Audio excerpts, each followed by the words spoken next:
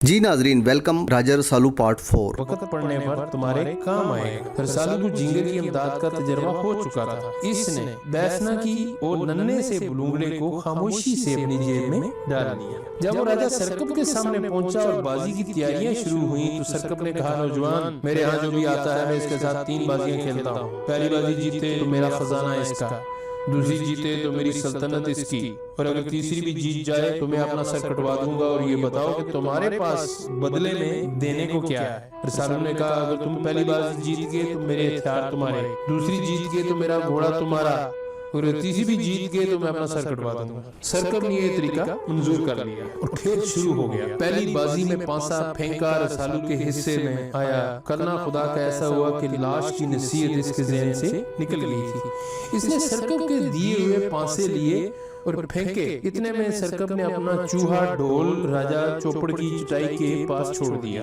वो इसके इर्द गिर्द भागने लगा। रसालू को मालूम भी ना हुआ कि ढोल राजा अपनी भाग दौड़ में चौपड़ की गोटियां होले होले खिसका कर सरकब के हक में करना चाहता है। नतीजा वही निकला कि रसालू फिर पहली बाजी हार गया। इसके हथियार सरकब के हो गए। दूसरी बाजी में भी यही हुआ और ढोल राजा की कारस्तानियों की बदौलत रसालू को अपने वफादार घोड़े बंवर से हाथ धोना पड़े। ये हाल देखकर बंवर बोला, ए मेरे शहजादे, हालात बिगड़ते जा रहे हैं, मेरी मानो तो आओ मेरी पुष्ट पर आ बैठो। मैं इतना तेज भागूंगा कि कोई हमारी गिरद को भी ना पा सकेगा। इस मनुष्य नगरी से हम जितनी जल्दी हो सके दूर निकल जाएं। अगर ऐसा नहीं करते तो अगली बाजी खेलने से पहले अपनी जेब में हाथ जरूर डाल लेना। ये सुनकर राजा सरकब की पेशानी पर बल पड़ गए। इसके इशारे पर गुलाम बंवर को वहां से हटा ले जाने लगे, क्योंकि इसने रसालू को खेल के दौरान मशवरा दिया था और खेल के असूलों के मुताबिक ऐसा करना गलत था। बंवर को ज्यादा देखकर रसालू की आंखों में आंसू भर आए। इस पर बंवर चला कर बोला, रो मत मेरे शहजादे, मैं किसी गैर के हाथ से दाना पानी नहीं खाऊंगा, बस मेरी नसीहत याद रखना। इसके इस अल्फाज सुनकर रसालू को लाश की नसीहत याद आ गई। इसी वक्त बुलुंगड़ा इसकी जेब में पहलू बदलने लगा। इसने कहा, मेरे हथियारों और घोड़े को अभी यहाँ रहने दो, जब मेरा सर कट जाए तो ले लेना। इसके लहजे का एतमाद देखकर सरकब परेशान हो गया। इसने महल की सारी हसीन जमील कनीज़ें वहां बुला ली ताकि रसालू की तवज्जो इनमें उलझकर खेल से हट जाए, मगर रसालू ने इनकी तरफ आंख उठाकर भी न देखा। इसने जेब में हाथ डालकर हड्डियों से बने पांसे निकाले और कहा, तुम्हारे पांसे से 2 बाजियां खेली जा चुकी हैं, अब मेरे पांसों से बाजी खेली जाएगी। इतनी देर में बुलुंगड़ा इसकी जेब से निकलकर चुपके से इसके पैरों में दबक कर बैठ गया।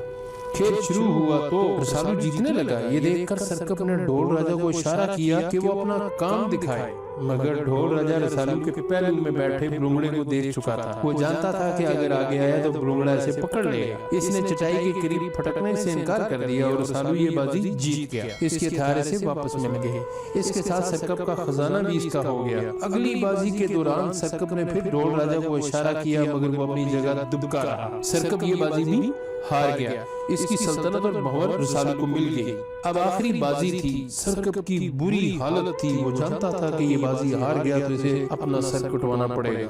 इसने अपने पांसों से मुखातब होकर कहा, ए पांसों, अब के मेरा साथ देना कोई छोटी बात नहीं, मौत जिंदगी का मामला है। सरकब के साथ वही सलूक करना जो सरकब तुम्हारे साथ किया करता। इस पर रसालू ने कहा, ए पांसों, इस बार भी मेरा ही साथ देना कोई छोटी बात नहीं, मौत जिंदगी का मामला है, वही करना जो खुदा की मर्जी है। खेल शुरू हुआ। सब कनीज़ें हल्का बनाए इर्द गिर्द खड़ी देख रही थी। बुलुंगड़ा रसालू के पहलू में था और एक कोने में ढोल राजा खूब बड़ी निगाहों से इसकी तरफ देख रहा था। सरकब के पांसों का जादू बेअसर हो रहा था और इसका एतमाद जुआ भी डर के भाग गया था। इसके मक्कारी के तमाम हरबे नाकाम हो गए और वो ये तीसरी बाजी भी हार गया। आखिरी बार पांसा इसके खिलाफ गिरा तो इसका रंग पीला पड़ गया। वो जान गया कि अब इसकी गर्दन कटने का वक्त आ चुका है। इस वक्त एक गुलाम हाजिर हुआ और खबर दी कि सरकब के यहाँ एक और बेटी पैदा हुई है। ये सुनकर सरकब जला कर बोला, ऐसी मनुष्य लड़की मेरे घर में आई है, इसके पहले कदम के साथ ही मेरी गर्दन कटने की नौबत आ गई है। जाओ जाकर इस मनुष्य को भी मार डालो। ये सुनकर रसालू उठ खड़ा हुआ और बोला, ए संगर और मकार बादशाह, अब ये सल्तनत तेरी नहीं मेरी है। یہاں تیرا نہیں میرا حکم چلے گا. اس بچی نے کوئی قصور نہیں کیا, جو قصور ہے تیرا ہے. میں تمہاری ایک بیٹی کو اپنی دلہن بنانے کا وعدہ کر چکا ہوں. اب اگر تم وعدہ کرو, اگر تم چوپڑ کے بہانے لوگوں کی جان نہیں لوگے اور یہ بچی جسے تم اپنے لیے منحوس سمجھتے ہو میرے حوالے کر دو تو میں تمہاری جان بخش سکتا ہوں. یہ سن کر سرکب کی جان میں جان آئی. اس نے وعدہ کیا کہ وہ آئندہ ایسی حرکت نہیں کرے گا. اس نے آم کی ایک تازہ شاخ لی اور ایک تھال میں نوزائیدہ بچی کے ساتھ اسے رکھ کر رسالو کے حوالے کر دیا. پھر پوچھا, مگر تم یہ بچی کیوں چاہتے ہو؟ رسالو نے ہنس کر کہا, جس بچی کے پیدا ہوتے ہی اس کے مکار باپ کو اپنی گناہوں بری زندگی سے نجات مل گئی اور اس کی گردن بھی بچ گئی, وہ کتنی خوش بخت ہوگی. تمہاری ایک بیٹی دلہن بن کر میرے ساتھ جائے گی اور ایک بیٹی میری اپنی بیٹی بن کر میرے پاس رہے گی. اس کی خوش بختی میرے لیے بھی سعادت لے کر آئے گی. رسالو وہاں سے نکلا تو اس کی نظر زنجیروں میں جکڑے قیدیوں کی ٹولی پر پڑی. قیدی اسے دیکھتے ہی چلا کر کہنے لگے, اے رحم دل شہزادے, ان زنجیروں سے ہمیں نجات دلا, تیرا اقبال صدا بلند رہے. رسالو کے حکم پر ان کی زنجیریں کھول دی گئیں اور وہ اسے دعائیں دیتے گھروں کو چلے گئے.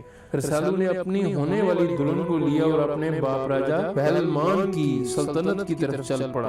20 سال پورے ہو چکے تھے. اب اپنے ماں باپ سے ملنے میں کوئی چیز مانے نہیں تھی. اس کے وہاں پہنچنے پر خوب خوشیاں منائی گئیں. چند دن بعد بڑی دھوم دھام سے اس کی شادی کر دی گئی اور پھر سب ہنسی خوشی رہنے لگے.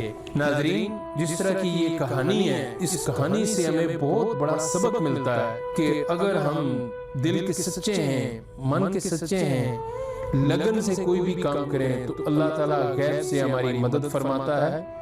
وہ صرف اور صرف اسی صورت میں ہے کہ ہماری نیت بالکل ٹھیک ہونی چاہیے. اللہ تعالیٰ سے دعا ہے کہ اللہ تعالیٰ ہم سب کو اپنی حفظ و امان میں رکھے اور ایک بہترین زندگی گزارنے کی توفیق عطا فرمائے. ملتے ہیں ایک نئی کہانی کے ساتھ, تب تک شیخ الطاف کو اجازت دیجیے. السلام علیکم ورحمۃ اللہ وبرکاتہ.